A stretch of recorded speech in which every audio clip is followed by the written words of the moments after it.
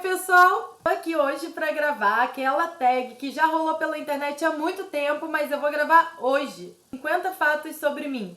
Bom, eu vi que a Patrícia Barbosa e a Carol Estrela, que são escritoras que eu adoro, fizeram esse vídeo há pouco tempo, achei muito divertido, bem legal, e eu vou tentar fazer igual elas, bem rapidinho. Eu fiz uma listinha, porque senão eu ia esquecer com certeza o que eu tinha pra falar. Então vamos lá? Eu sempre amei ler. Com 8 anos, eu entrei pela primeira vez no curso de teatro.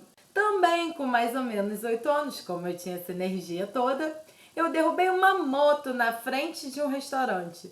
Minha mãe se distraiu, eu peguei um bonequinho, que eu lembro dele até hoje, que ele era meio gordo, não era fofão, mas era estilo fofão. E eu achei super legal uma moto parada na frente do restaurante. O que eu fiz? Botei o fofão lá pra andar na moto. E a moto virou, e eu caí em cima da moto, e eu fiquei com a perna cheia de óleo, e aí foi isso que aconteceu. Eu era espivitada.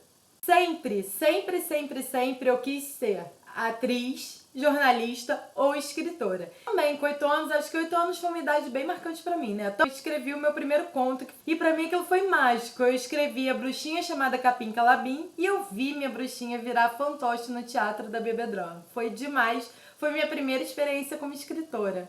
Depois, já com 11 anos, eu saí de uma escola pequena, que era uma Vinagre, e fui para uma escola grande, que era o Salesiano. Os 3 primeiros meses eu já entrei pro Grêmio, que era só com o pessoal mais velho, mas eu sempre gostei muito de falar, de ser agitada e tal. E aí, naquela época, eu já fui pro Grêmio, fiz um monte de amizade, já dava ideia do que podia melhorar, eu não melhorar na escola. Então, já fui pro Grêmio com 11 anos, tinha consciência política. Com 14, já não tão consciente assim, eu fui no show da Xuxa e eu era apaixonada no Paulo Ricardo. E quem cantou lá? Paulo Ricardo. E aí a pessoa surtou, subiu em cima da bancadinha lá da Xuxa, do cenário da Xuxa. Quando o Paulo Ricardo foi chegando perto, eu comecei a pular e a gritar enlouquecidamente e eu quebrei o cenário. E aí quando eu quebrei o cenário, corta a gravação, levo uma bronca da Xuxa. E aí o Paulo Ricardo nem volta a se aproximar mais de lá. Com 16 anos eu conheci o meu marido. Não, a gente não casou naquela época. A gente se conheceu e por algum motivo eu sabia que ele era o cara pra mim. Mas depois de 5 anos a gente terminou o namoro. Muita gente escuta eu falar na internet que a gente se conhece há 16 anos e fica meio perdido, pensando que eu namorei os 16 anos. Não, eu não namorei 16 anos. Lá no início eu sabia que ele era o cara, mas de repente cada um entrou pra uma faculdade diferente, a cabeça mudou um pouco e a gente achou melhor terminar. E aí a gente ficou 3 anos sem se ver. Depois de 3 anos, ele tinha namorado uma menina, eu tinha namorado um menino, a gente tinha conhecido outras pessoas, mas aí a gente se reencontrou. Quando a gente se reencontrou, o coração acelerou, a mão tremeu e a gente viu que a gente ainda era apaixonado, mesmo depois de 3 anos sem se ver.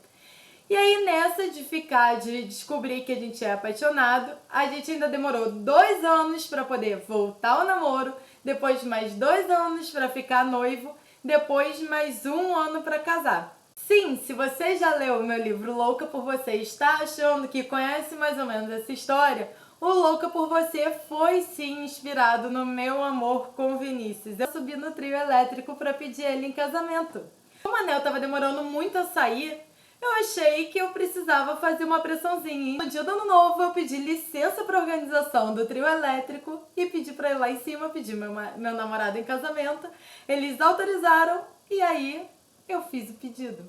Mas não foi oficial, né? Foi uma brincadeirinha, mas para botar uma pressão, para eu ganhar o meu anel. Sabe aqueles medos estranhos? Eu tenho medo de médico. Vai entender, né? Eu sou completamente apaixonada pelo Supla. Ninguém entende esse meu amor, mas Supla, eu te amo. Eu sempre acho que eu nasci na década errada. Nossa, é difícil falar década errada.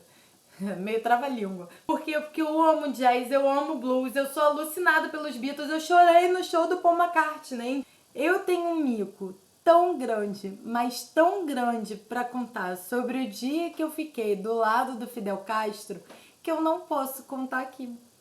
Eu tenho pavor de avião. Vocês não têm ideia, e a cada dia aumenta mais, é um pavor muito grande. Cai avião, já fico com mais medo ainda, então é um pavor, mais do que médico, mais do que tudo, meu medo é avião, muito medo.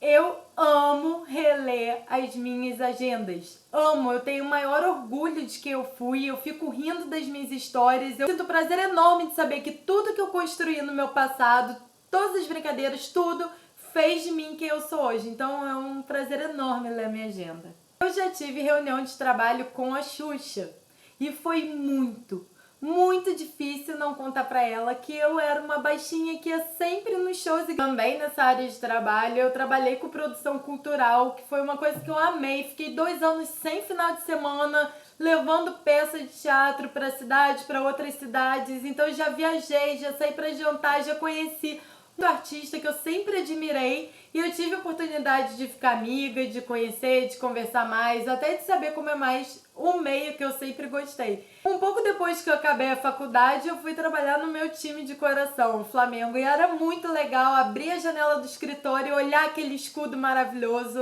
Foi uma experiência muito bacana que eu vou guardar para sempre. Antes disso, como eu sempre amei futebol, eu decidi criar um site de jornalistas mulheres falando sobre futebol, que era o Bela da Bola. Falando ainda profissionalmente também, hoje, além de escrever os livros, eu trabalho com comunicação em uma consultoria para as Olimpíadas e é muito legal. Na adolescência, eu continuei fazendo teatro, eu nunca abandonei isso. Mas já na faculdade, depois de fazer diversos cursos, eu fui chamada para fazer algumas peças profissionais e em uma dessas eu tive pouquíssimo tempo para decorar e eu esqueci todo o texto. Eu não lembrei de nada. Eu perdi a peça inteira e eu era mais ou menos a protagonista, porque eu que conduzia a peça toda. E aí veio o meu trauma de palco. Toda vez que eu assisto uma peça depois disso, eu fico muito frustrada.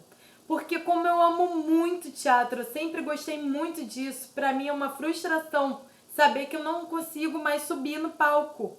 Até nos eventos literários, quando eu vou dar uma palestra, ou quando eu vou num bate-papo, ou até nas minhas noites de autógrafo, meu coração acelera muito. Eu fico muito nervosa, minha mão treme a beça, às vezes eu não consigo. O primeiro que vai lá na fila de autógrafos tem a letra toda tremida porque eu fico muito nervosa. E isso tudo é desse trauma de palco.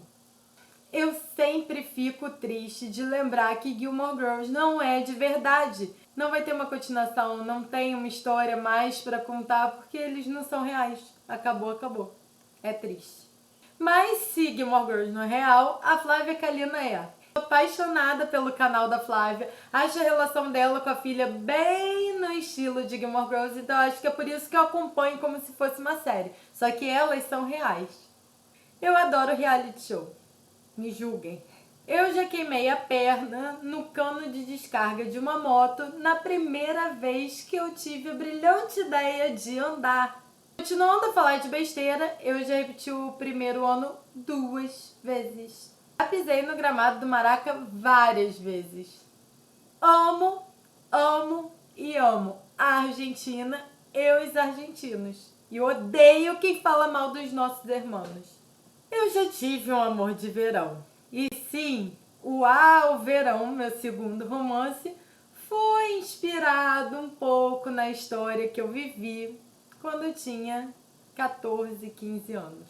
O meu primeiro porre na vida foi com uma garrafa de Chandon. Porre não é legal. Eu ainda dormi dentro do armário quando eu cheguei em casa.